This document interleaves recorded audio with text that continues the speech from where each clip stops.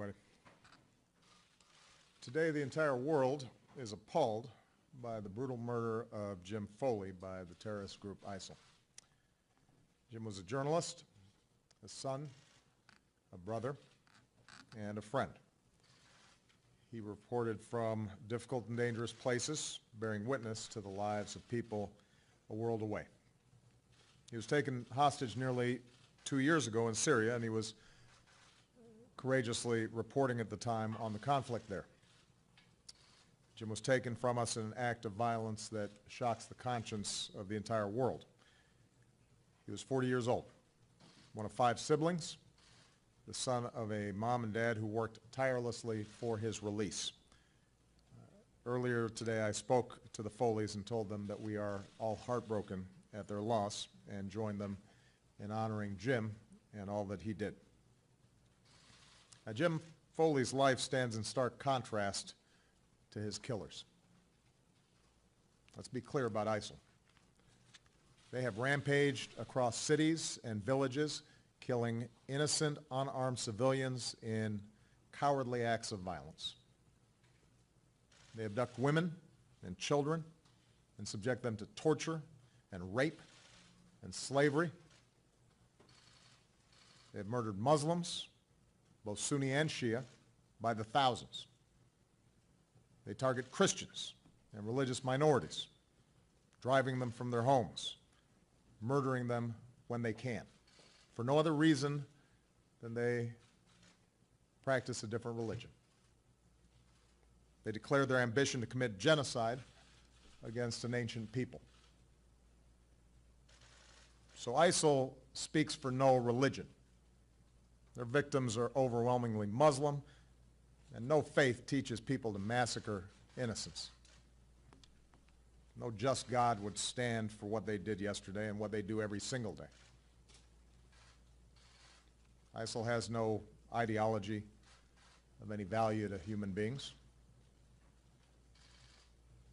Their ideology is bankrupt.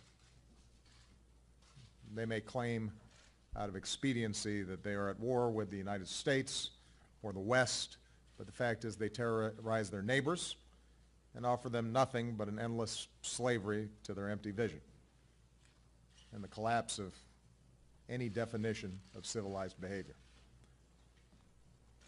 And people like this ultimately fail.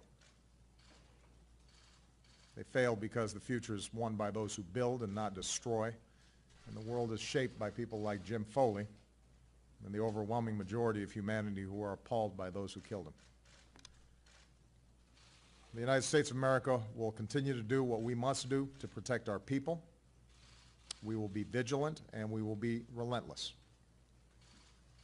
When people harm Americans anywhere, we do what's necessary to see that justice is done, and we act against ISIL, standing alongside others.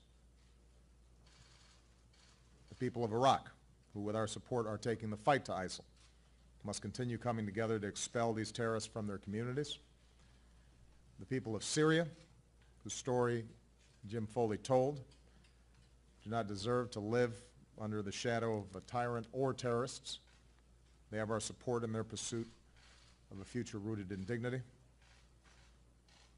From governments and peoples across the Middle East, there has to be a common effort to extract this cancer so that it does not spread. There has to be a clear rejection of these kind of nihilistic ideologies. One thing we can all agree on is that a group like ISIL has no place in the 21st century. Friends and allies around the world, we share a common security and a common set of values that are rooted in the opposite of what we saw yesterday, and we will continue to confront this hateful terrorism and replace it with a sense of hope and civility. That's what Jim Foley stood for. A man who lived his work, who courageously told the stories of his fellow human beings, and who was liked and loved by friends and family. Today, the American people will all say a prayer for those who love Jim. All of us feel the ache of his absence. All of us mourn his loss. We keep in our prayers those other Americans who are separated from their families, We will do everything that we can to protect our people and the timeless values that we stand for. May God bless and keep Jim's memory, and may God bless the United States.